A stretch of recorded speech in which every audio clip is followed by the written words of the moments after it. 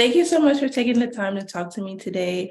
Jagged is a mind-bending thriller. Can you tell us what made you want to direct this thriller?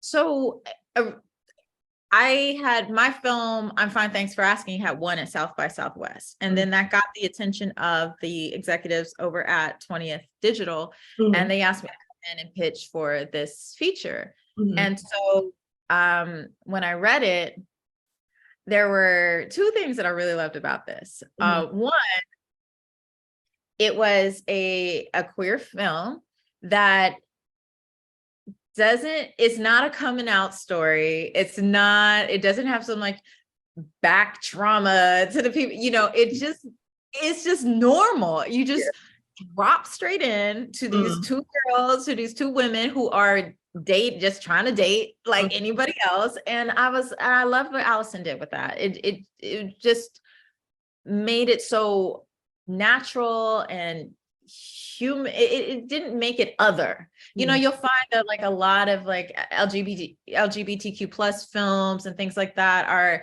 it's always like other, and same with any marginalized community. And the thing that I liked about this is that it's not. You can drop any type of couple into that situation of any race, of anything, and it's the same story, because we all want love, and that's really what this is about, in a very obsessive sort of way.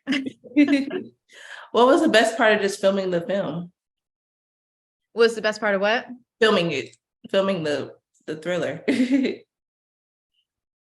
What I really liked was the process of getting to where we filmed it. So when I first got the script, it took place in Manhattan, in New York. And the script read as like two white women in New York and an art gallery in Manhattan. And to me, like I didn't think I was gonna get the job at first, really, because I went in there changing stuff. I was like, yeah, we've kind of seen this before. Maybe not the two women part, but like I was like, Manhattan art, it's usually like white art and this and that. And I was like, we should see something different. And I said, in addition, I think the lead should be African-American or Afro-Caribbean or something, to add a layer of tension to their relationship. Because me coming from an interracial background, I remember how people looked at my parents. Like, the people aren't being like aggressive about it, but you go outside and they get that side eye and they be like, oh, they together? Oh, okay. So there's already that layer of social tension alone, unspoken. And then with all the other drama that they have in the story, it just layered it on. And so then I said, but there's magic in this movie. Yes. So we should place it where people believe magic, so that it grounds it and can make it feel like it's real. So I said that it should be in New Orleans. And so the executives loved the idea, and then I got the job.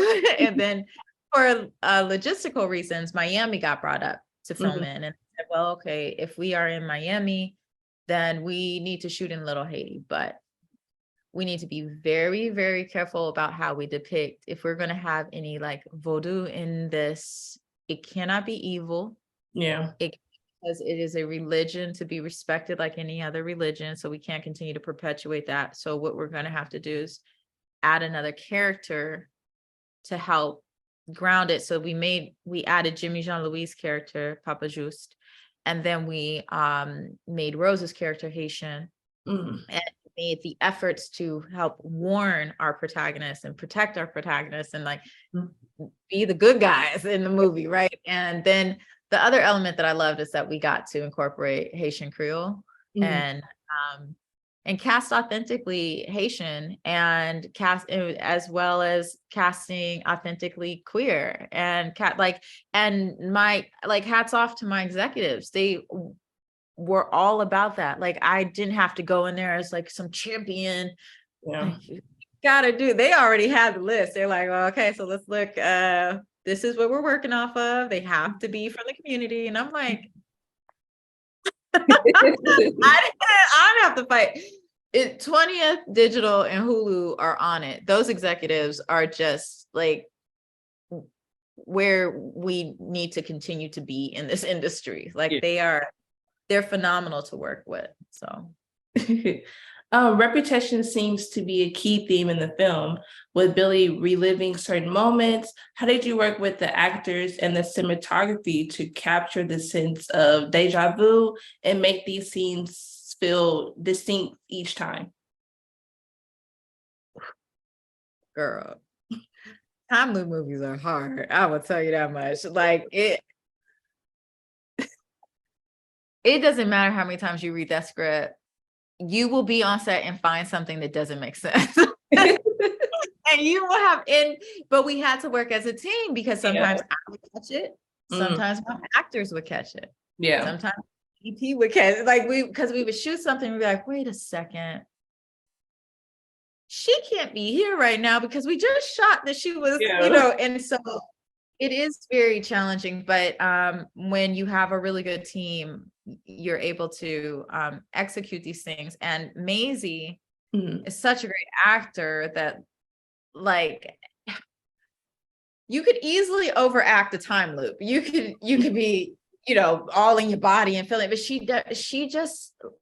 would keep the same face, same facial muscles, but I could always tell on the monitor. I knew when she chose to be looped, to shift, because there's something she would do in her eyes and her thoughts that like her face would stay the same, but you could feel her being taken somewhere else. And like, that's just how good she is. And that's just how she's so easy to work with. So I didn't really have to do much when it came to like having Maisie feel like things are repeating, or she's trying to, like, her and Shannon they're professionals.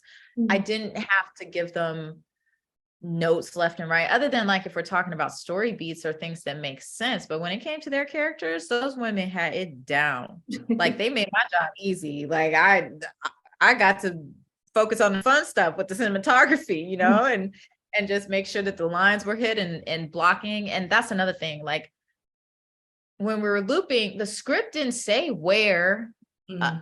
It just went back to the bar, but it didn't say we're in this part of the bar. We're over here. It's just back in the bar. So dang, all right. So we can't keep looping back to this table. And if we do, then what's different about this table? And what's, is it a different color now in the room?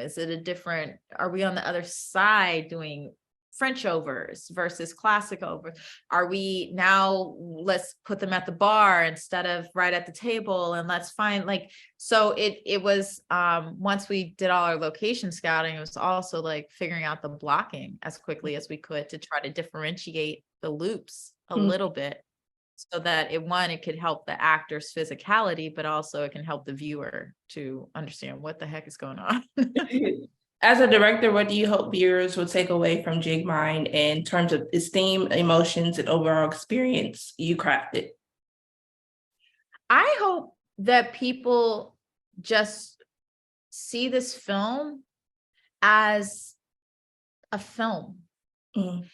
Like I'm a huge advocate for putting marginalized communities on film, on camera, but I don't want to say marginalized anymore. I don't want to say that. I just want it to be normal. Like we are humans. These are experiences we've all experienced.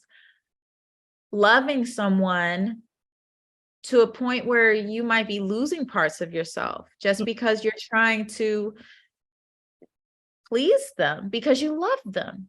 Yeah. That has nothing to do with being queer or straight or whatever you are. It's just human nature, because we all want to be loved. And I hope that that's what people come away with. I hope that they see this story as something that everyone can relate to.